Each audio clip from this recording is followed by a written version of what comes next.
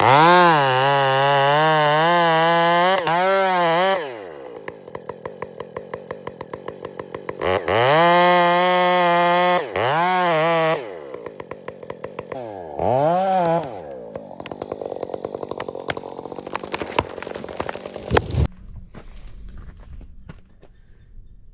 right, everybody, welcome back. Today we are cut down a big dead tree that's at the neighbor's house, and it's standing dead. It's been there for about, I don't know, 6-8 months now. It's lost all of its needles. It's a big Ponderosa pine. It's a hazard tree. We got to get it down. Stay tuned. Here we go.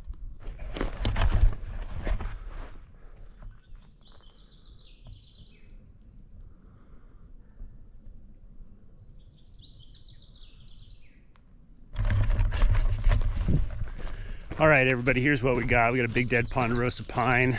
Just showed it to you. We're gonna be sending it down the driveway here at the neighbor's house. We got another neighbor's house right over here. We got power lines coming down the line right there. Not sure if you can see them. It's the low voltage power coming down the line. So we're gonna send it right in here. All right, everybody, we're running the 562 XP today with the Wild West Garage Enterprise muffler. Thanks a bunch, Morgan, for the muffler. It's awesome. I feel pretty fortunate to have it. And it's gonna be a good test for it. I'm gonna follow this. The first tree, this is going to be the first tree that I've fallen with the 562 XP with this muffler on it. So it's gonna be kind of a fun test. So we're gonna follow it, we're gonna limit, we're gonna buck it, and be, again, just kind of a good day to put this saw with this muffler through its paces. Been excited about it so far, so here we go. All right, folks, so we're just shooting it right down the drive right there, just down this side of rocks. We're shooting it just to the right of this rock line here. We're gonna basically be staying in the driveway. It's gonna make cleanup pretty easy.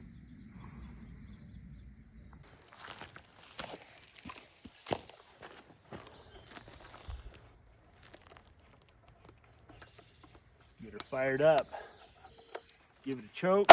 Chain brake's on.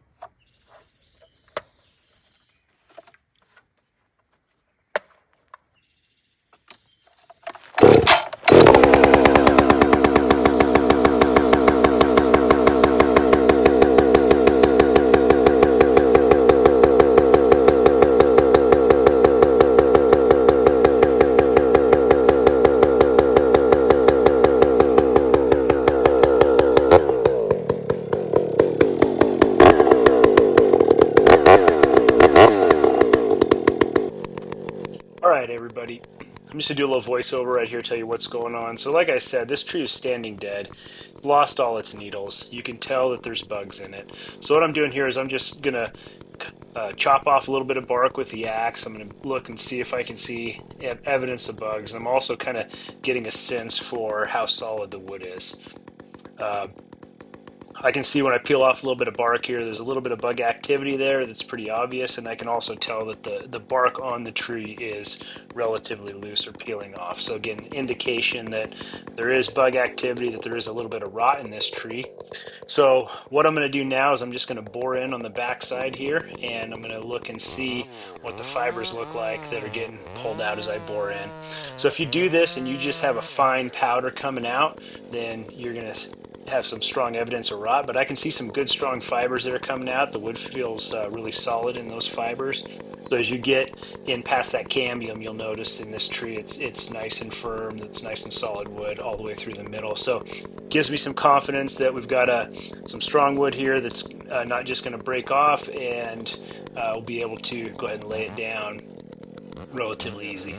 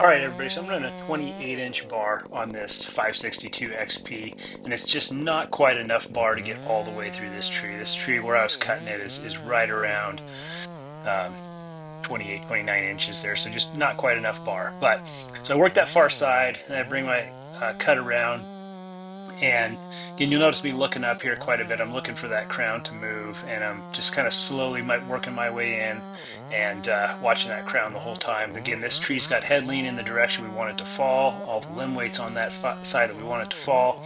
So again, just slowly working an even cut in and working toward that holding wood. But again, leaving quite a bit of holding wood here, about 3 inches of holding wood on this, just because it is, again, a standing dead tree with a little bit of rot, a little bit of bug activity. So we're just playing it safe, leaving enough holding wood on this guy.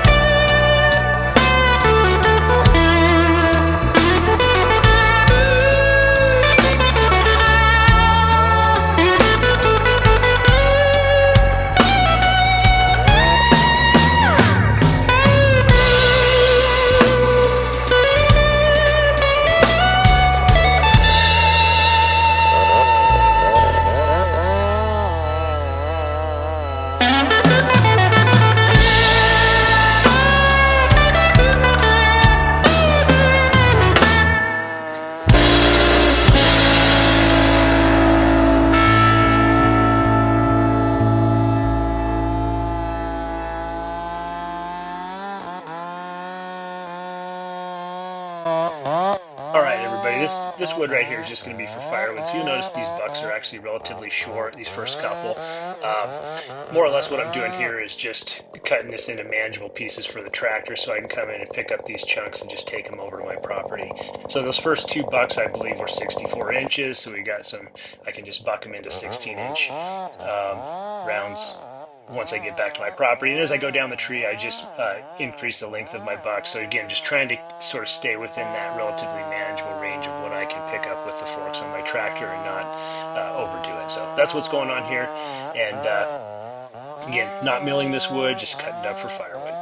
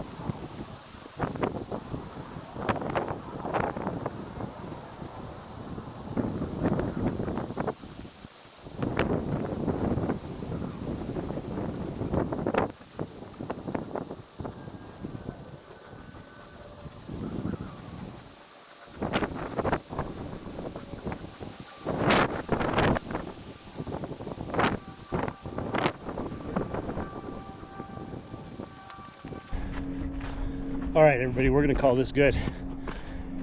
This was pretty much a down-only kind of job.